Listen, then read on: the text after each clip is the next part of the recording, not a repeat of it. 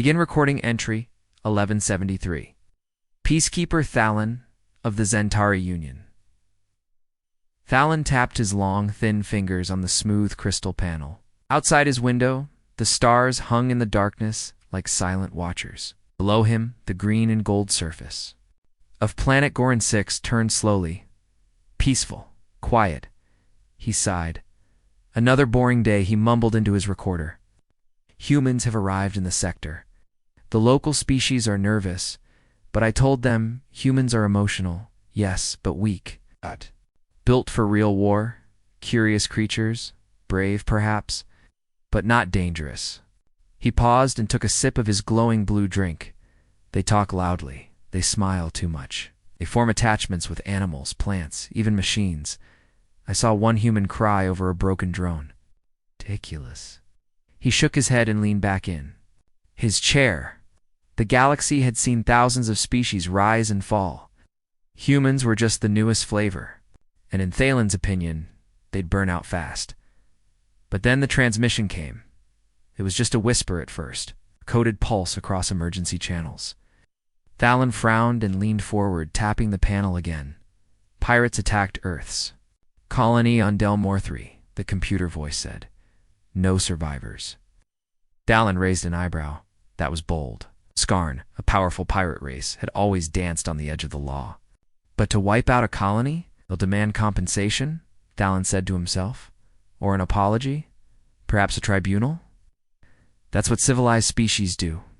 But deep inside him, something cold moved. A small voice said, humans won't ask. They'll answer.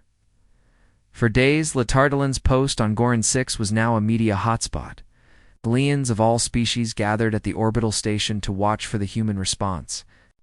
Reporters, diplomats, smugglers, everyone wanted a front row seat. And still, nothing came. No fleet, no diplomats. Not even a message from Earth.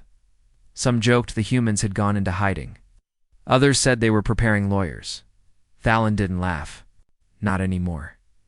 He sat at his desk, watching the dark side of the sky, waiting then. On the seventh day, the sky split open. It began with silence. No warp signature, no hyperspace alert, just black shapes appearing above the planet, one by one. Thalon stood slowly. The station alarms didn't go off because the ships hadn't entered through normal space. They had folded in, like tearing a hole through the universe. He stepped closer to the window. 20 ships, each one shaped like a spear. Long, narrow, and coated in dark angular plates. No markings, no colors, no signal beacons. The ships moved in perfect formation. No drift, no delay. It's like a single organism, and they were silent. So silent it felt wrong. No humming engines, no communication. It's not even a welcome code. Just quiet. Thalon pressed his palm to the glass. Computer, he whispered. Identity match. The system scanned. The result came back in red. Match. Unknown. Tagged. Earth origin. Class. Obsidian spear. Designation. First strike. He stared. First strike. And the main view screen lit up with a broadcast. A human face appeared. Female. Cold eyes. No insignia.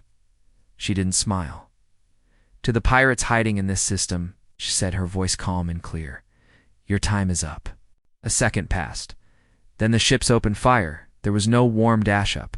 No threats. No countdowns. The first human ship launched a single rod of light. It traveled faster than any known projectile. In 3 seconds, it split the sky and hit Gorin's. Third moon Thal N and the entire station crew stared as the moon cracked in half. Dust spread like blood in water. Silent. Terrifying. The moon didn't explode. It crumbled like something old and dry, as if the shot had unraveled its structure from the inside. Thalon's mouth went dry. That wasn't a weapon meant to kill. It was a message. The human fleet held position. The pirate fleet, which had been hiding in the outer belt, began to move. Desperately, firing in random directions. Trying to run, but it was already too late. Human drones burst from the spear ships like a swarm of insects. They moved without sound, without formation, just speed and precision. In less than a minute, every pirate vessel was disabled. Engines gone, weapons offline, hulls torn open, no broadcasts, no surrender accepted. The drones weren't there to negotiate. We're judges. Thalen whispered into his recorder, barely breathing. They didn't come to talk. They didn't come to warn. They came to end something. He watched as the lead ship turned slowly toward the station. Broadcast incoming, computer said. The same human woman appeared. We have removed the pirate presence. We will now retrieve our dead from the Del Mar massacre. Any interference will be considered a hostile act. Earth does not forget. Earth does not forgive. Then she vanished. Thalen sat back down, hand shaking. He looked around the observation deck. The other ambassadors, reporters, staff were all frozen, staring out the windows at the ships. No one spoke. No one moved. Peacekeeper log. Final entry. Day 7, I was wrong. We all were. We thought humans were weak because they cared. Because they cried. Because they made jokes and talked too much. But I saw the truth today. Humans are not weak. They are something else. They waited 7 days. It's not to plan war, but to decide how much to destroy. They speak of peace with soft voices. But when that peace is broken, they answer with silence and fire. They did not show force.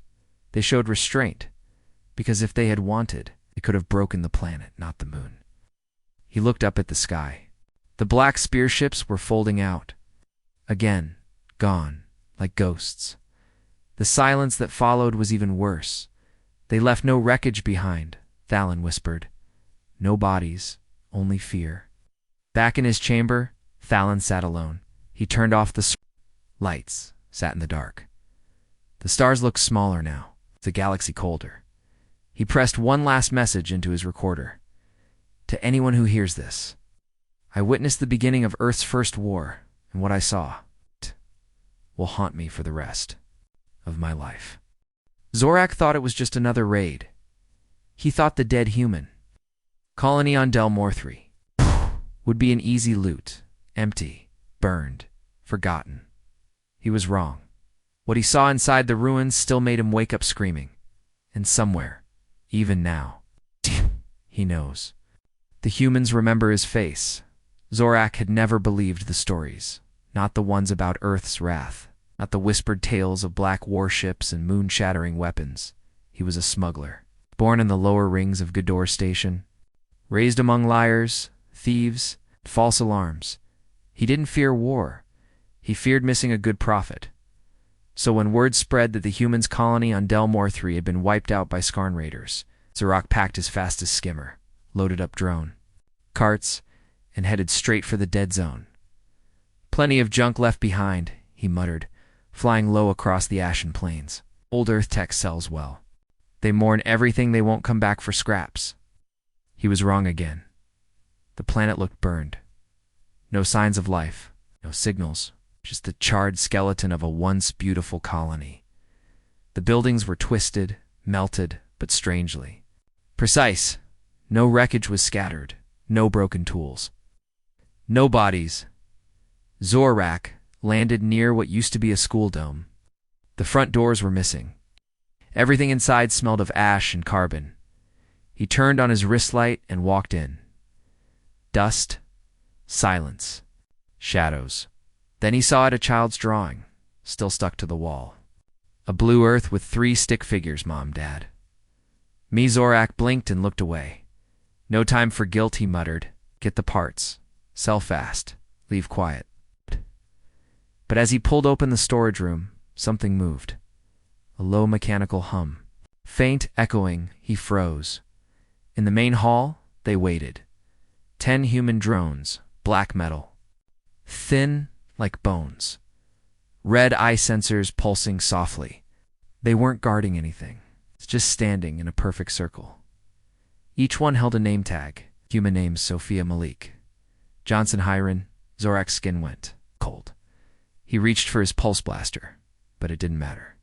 The drones had already scanned him. One stepped forward. It didn't attack. It just played a sound.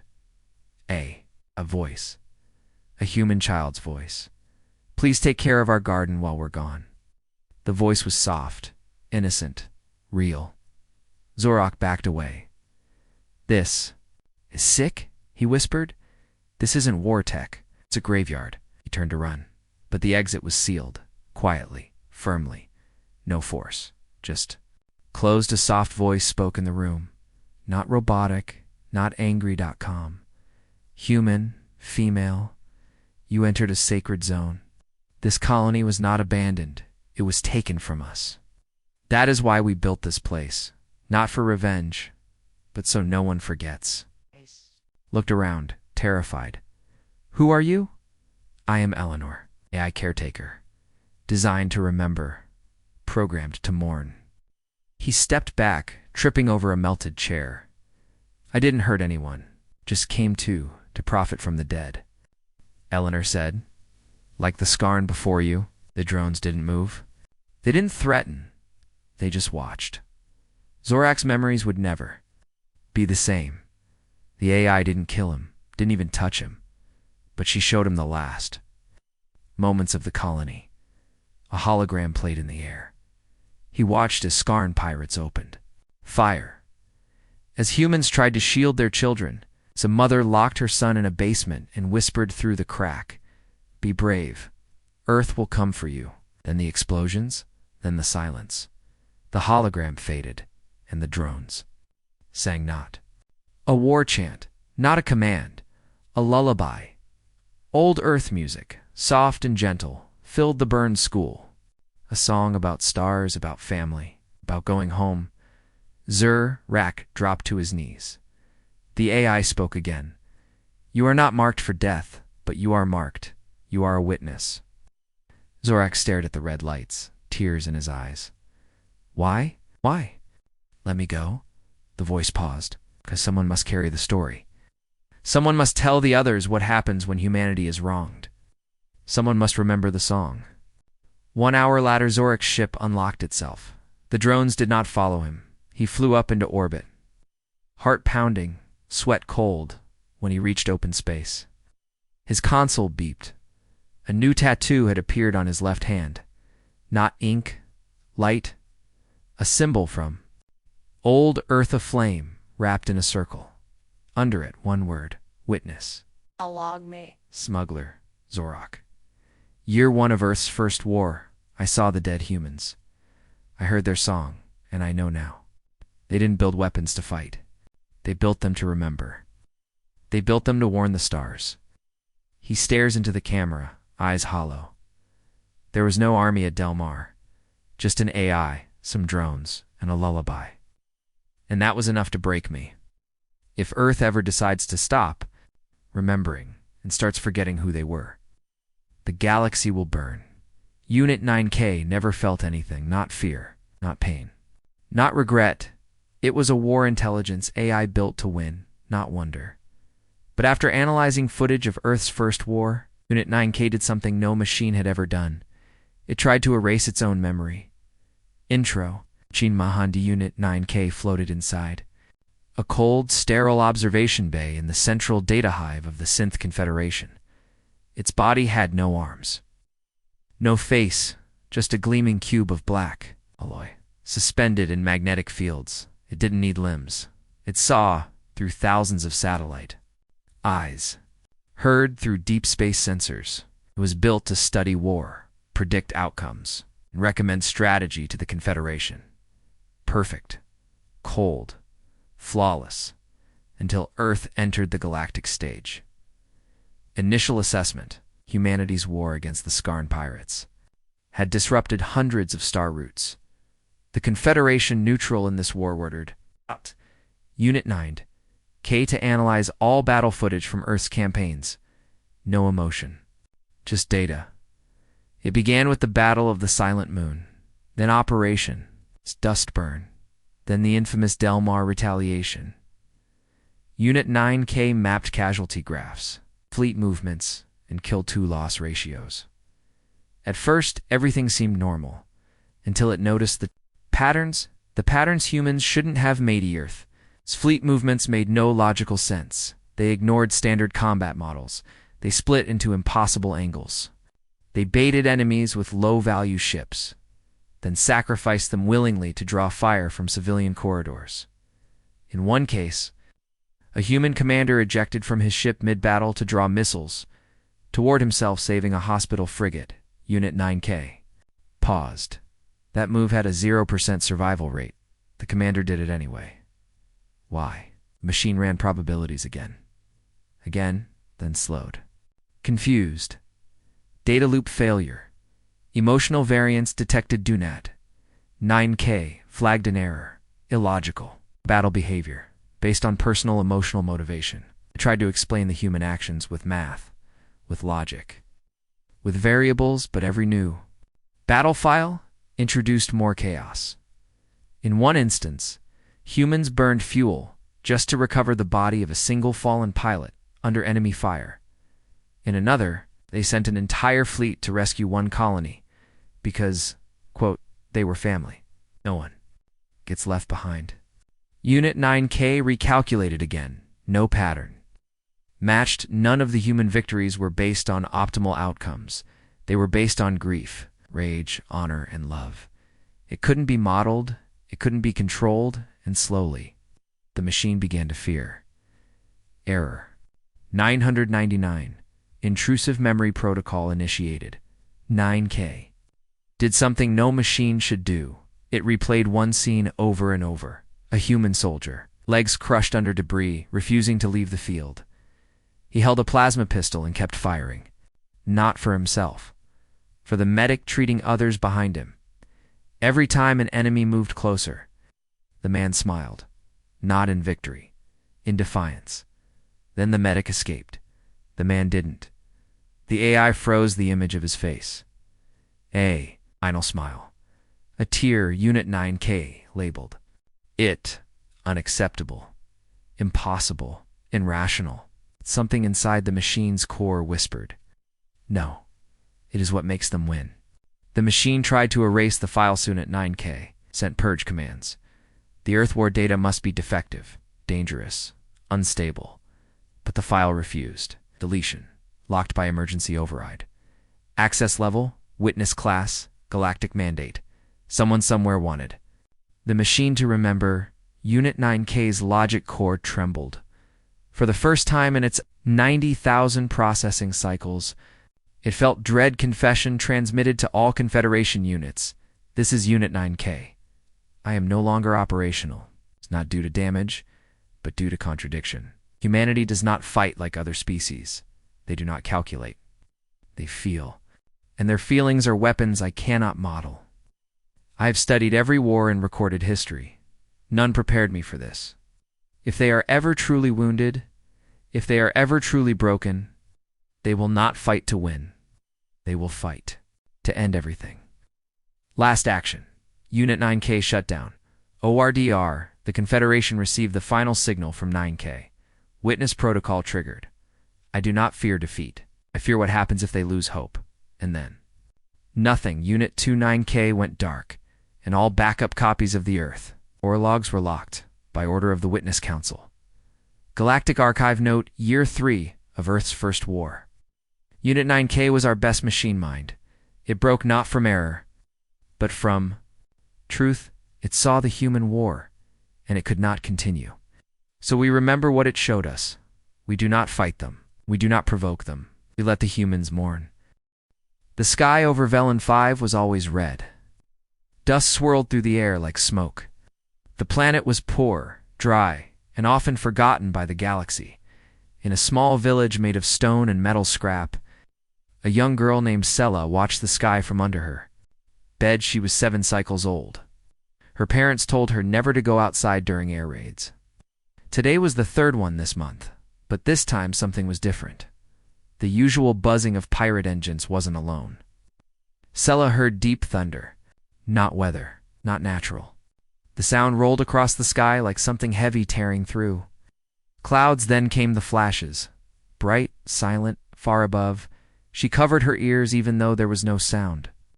That was how the worst days began, when it was too quiet before. The fire, her parents had run outside, yelling for neighbors to take cover. Sella stayed under the bed, holding her stuffed lizard toy, its tail half torn. Her brother had fixed it once with wire. Now he was gone, taken by pirates. 2 months ago, the ground shook. Then the door to their house blew open. 2 shadows stumbled inside. One was tall, red-skinned, armor-cracked Scarn pirate.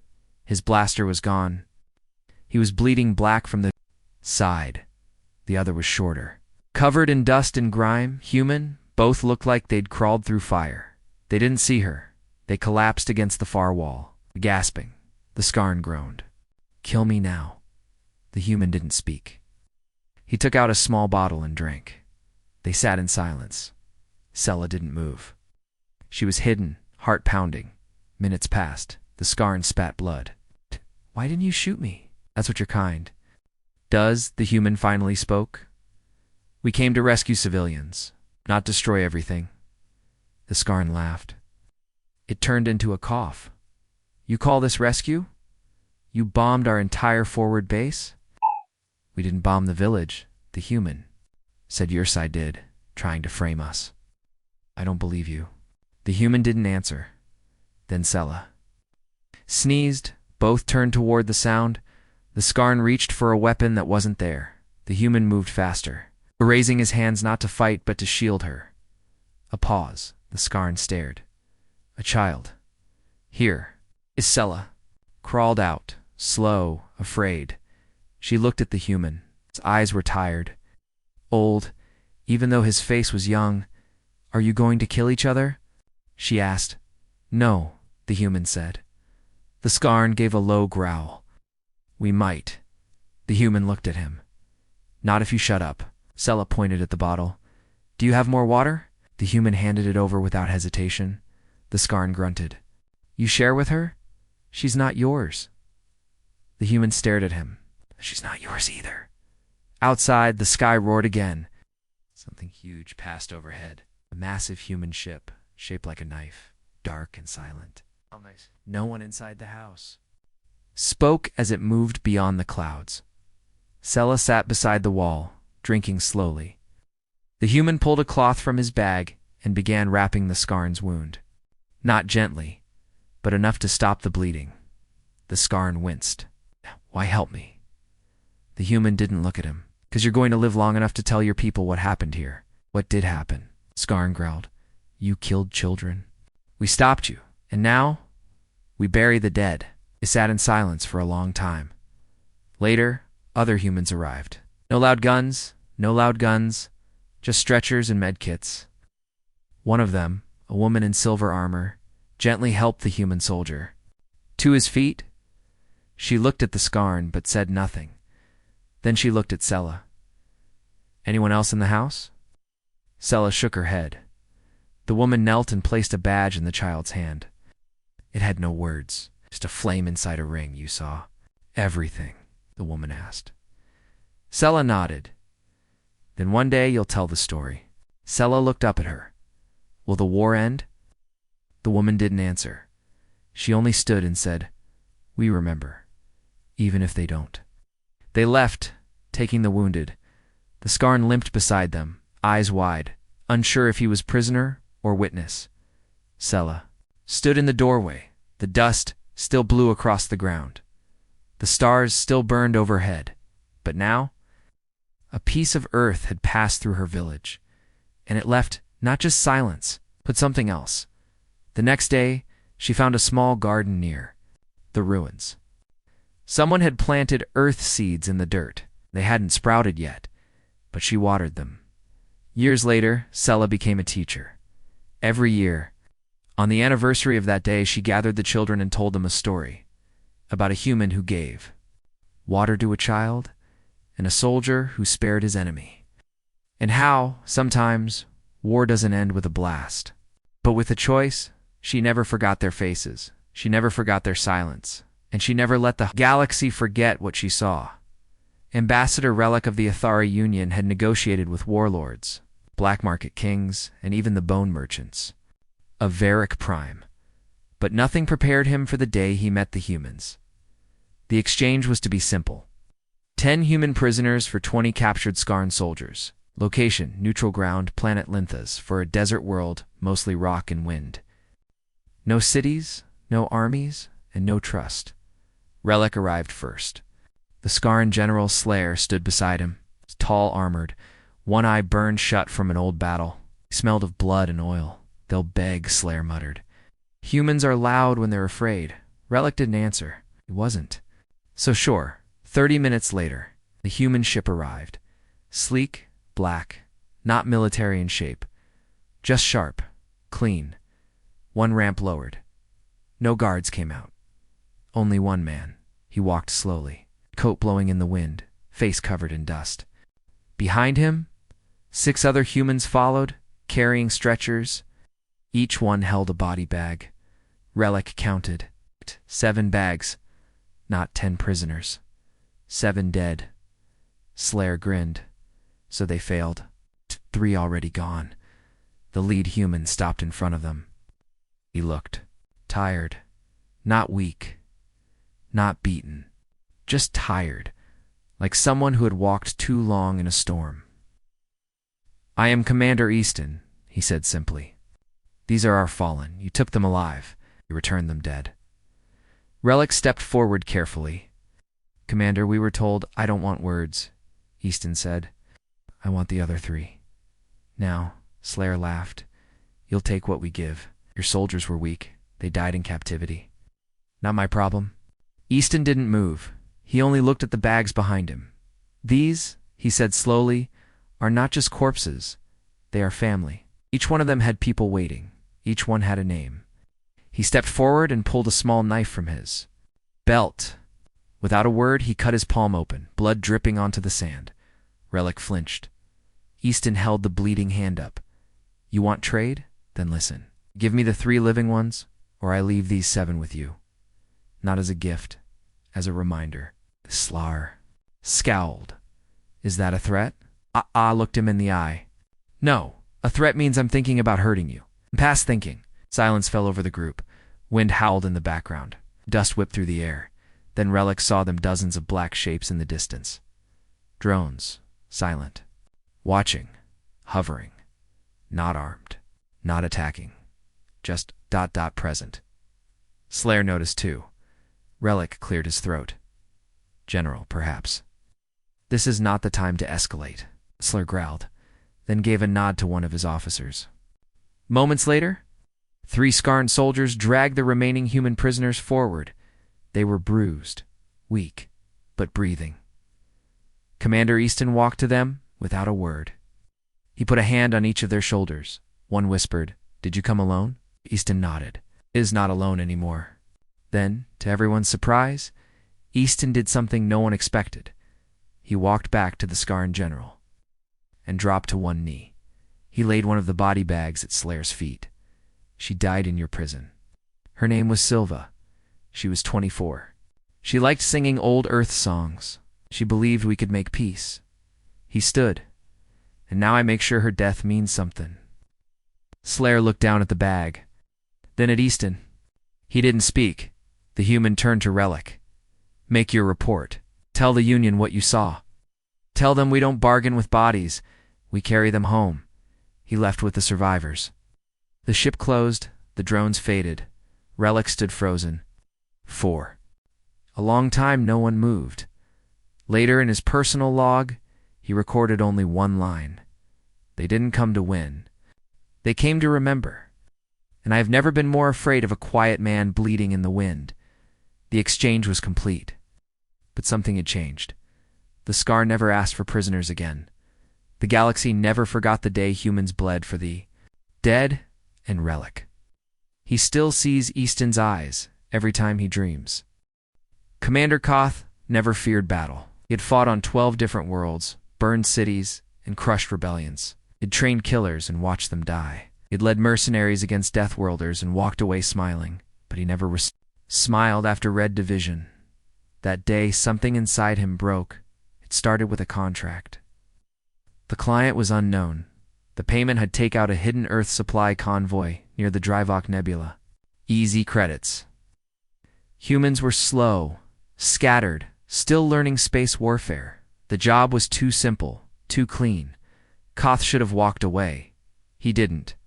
He took 40 of his best fighters and intercepted the convoy between asteroid fields. The scanners showed 3 human freighters, no escorts. They moved slowly, no evasive patterns. Like they didn't know what was coming. Koth ordered the attack. 5 mercenary ships moved in. 2 exploded within seconds. Not from guns, from blades. A dozen objects tore through the black metallic. Fast, glowing with strange red light. Not drones. Not missiles. They were human, or something that used to be.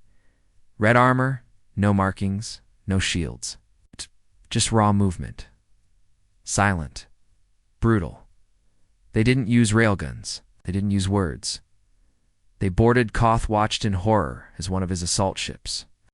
It was open like a can.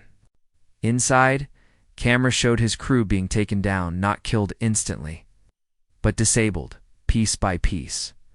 One merc screamed over the comms, "They're not using ranged fire, or tearing through us with blades." Another shouted, "They're laughing." Koth didn't believe it until he saw the footage. Red-armored soldiers laughing quietly as they dismantled trained mercs. Calm and efficient. One of them caught a plasma grenade, stuffed it into a body cavity of a dying merc, and threw him back toward the others. That wasn't strategy. That was rage. A personal kind, Koth tried to call for.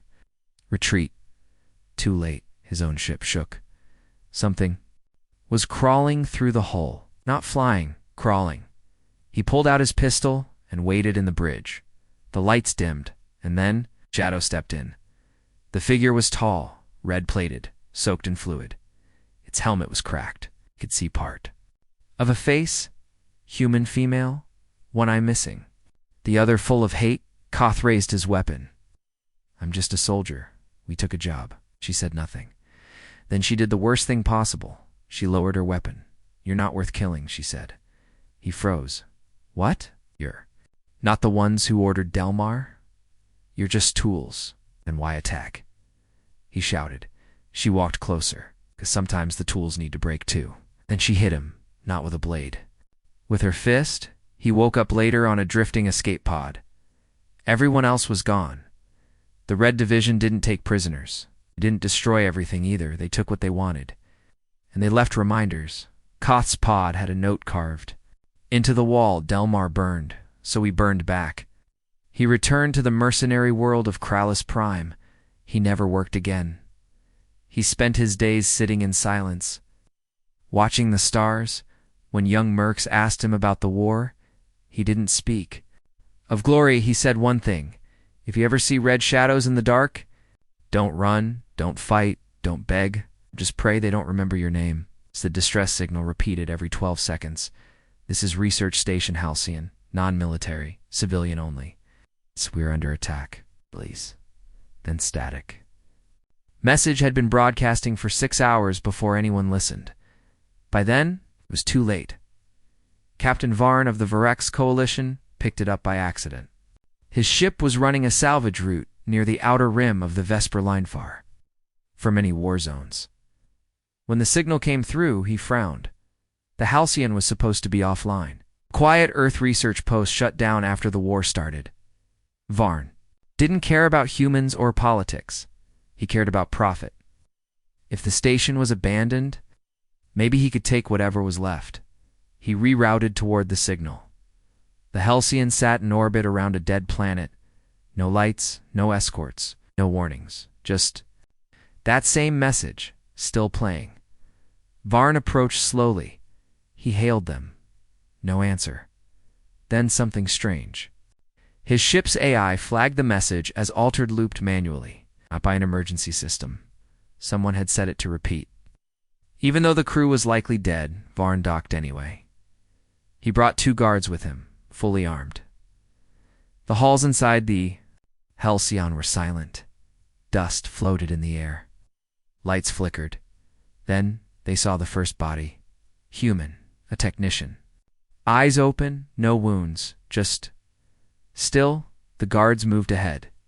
Varn followed. More bodies. All the same, no signs of violence, no alarms. The station looked like everyone had just stopped.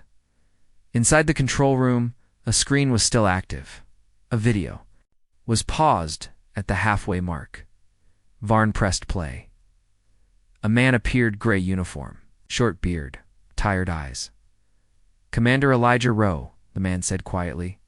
"If you're watching this, you're either scavengers or rescuers, maybe both." He sighed. This station was conducting low-level sensor analysis on human battlefield stress signals. It's mostly harmless, until we made a mistake. The screen flickered. We intercepted a memory pulse from Delmore 3. Varn frowned. Memory pulse. Rowe continued.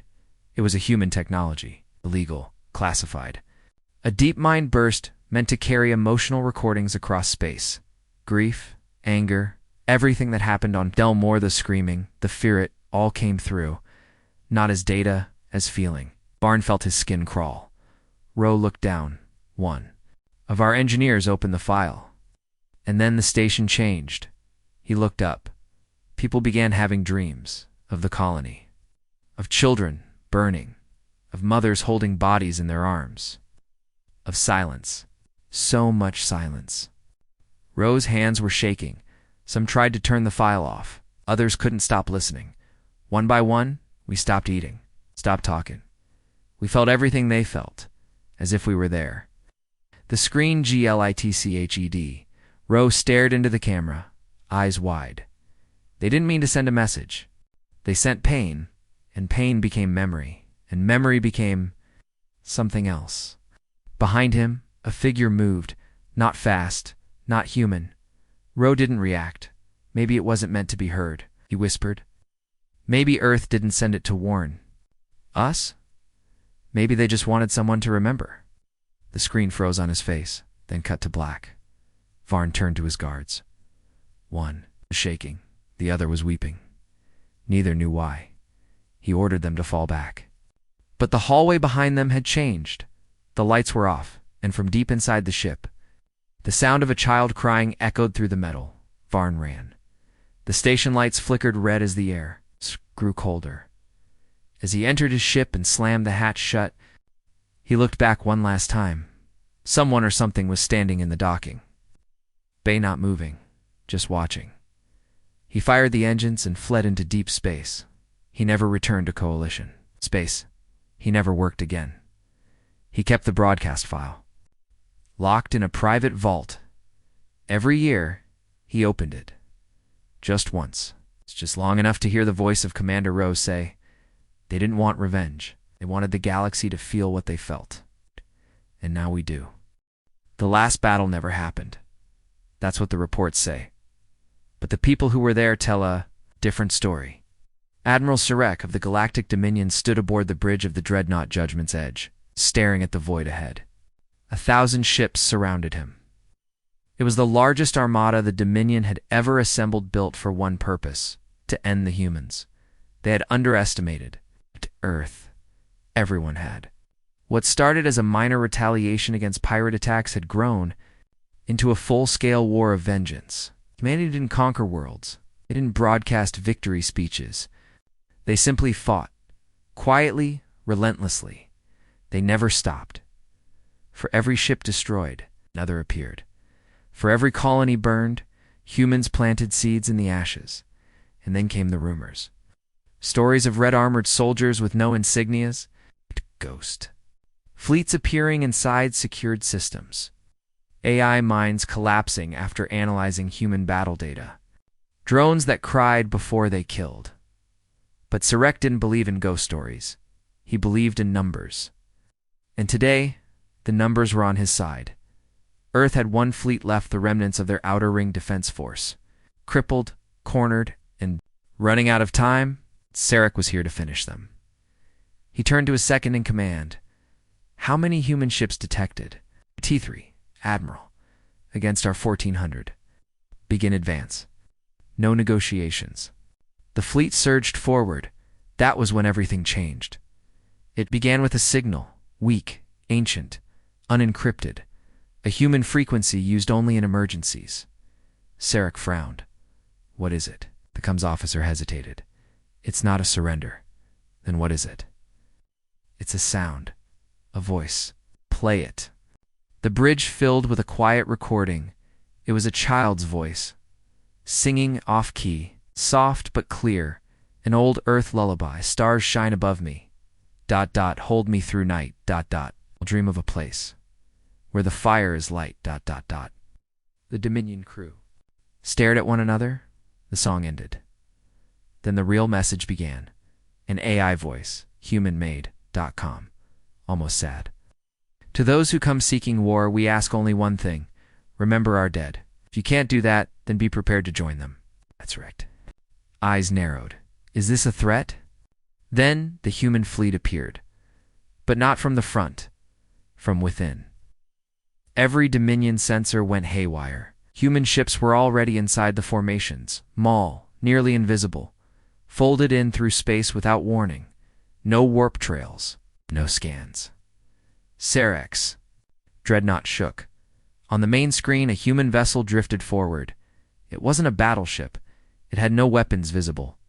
No shields. It looked like a ruin. Its hull was scorched, pieces missing, but on its side, painted in black. For Del Mar. Then a second ship appeared beside it. Then 20 more. 83 ships. Yes, but every single one was empty. No life signs, no heat. Just ... movement. Sarek's breath caught. Ghost ships. No, sir. Look at the transmission data. There.